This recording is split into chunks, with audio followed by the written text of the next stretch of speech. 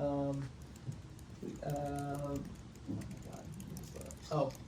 move to suspend roll call, the need for roll call for the committee by unanimous consent.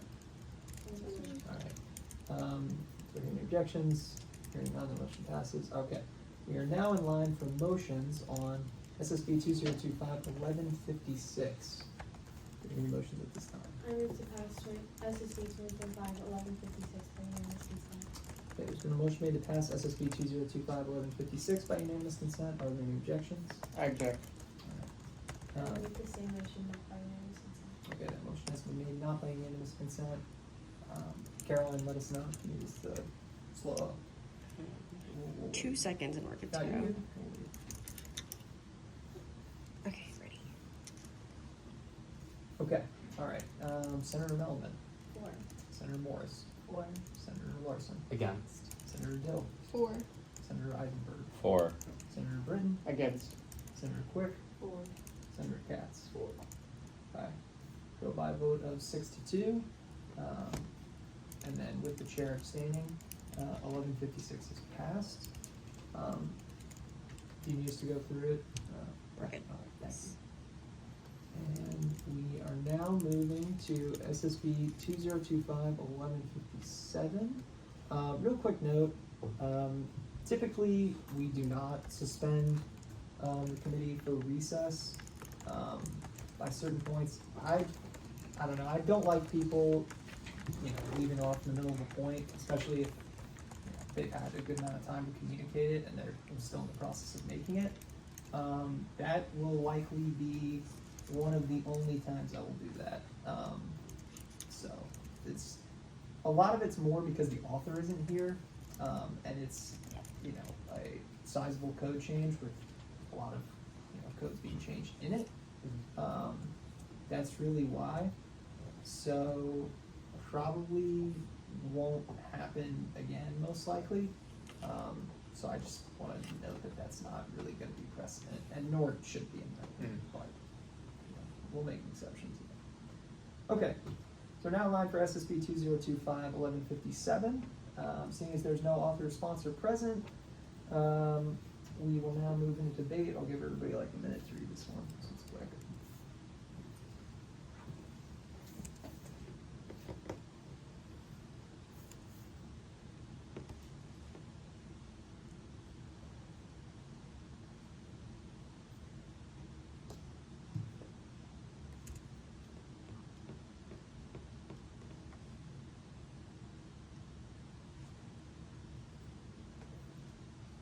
Feel free to start debating whenever you like.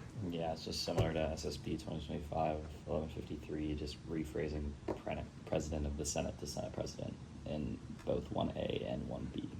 So yeah, And not also much of a change. clarifying how Senate liaisons are discharged by vote. I think that's important.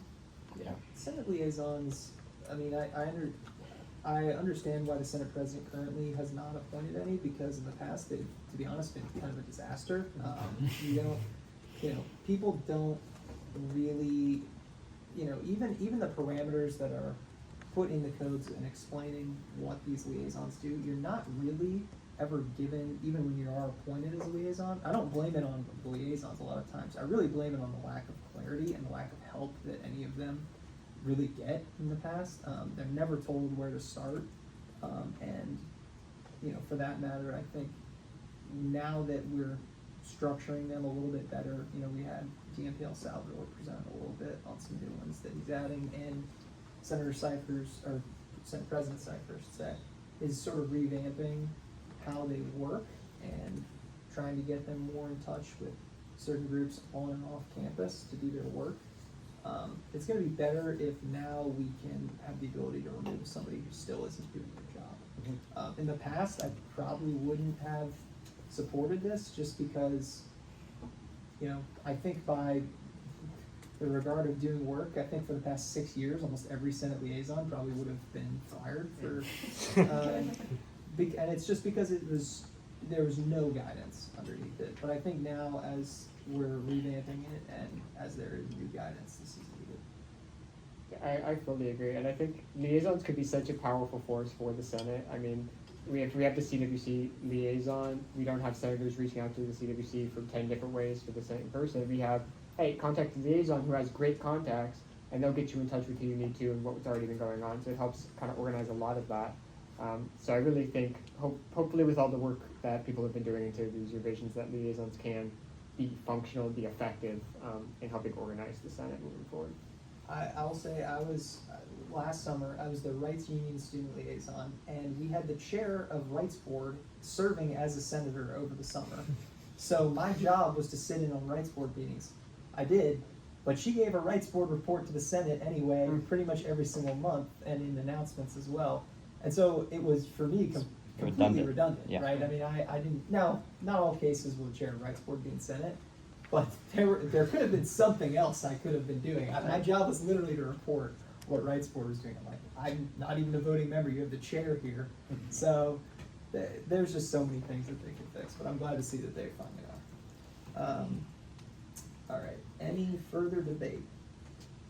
All right, hearing none, we now move into motions at this time. I move to pass SSB 2025-1157 by unanimous consent. There's been a motion made to pass SSB 2025-1157 by unanimous consent. Are there any objections? Hearing none, the motion passes. Okay. All right, we now move into SSB 2025-1158. We do not have an author or sponsor present. This is also kind of long sheets. That's okay. I'm so sorry to keep doing this to Tyler. I will lay the committee at rest 3:45 p.m. until called back by chair by unanimous consent. Anybody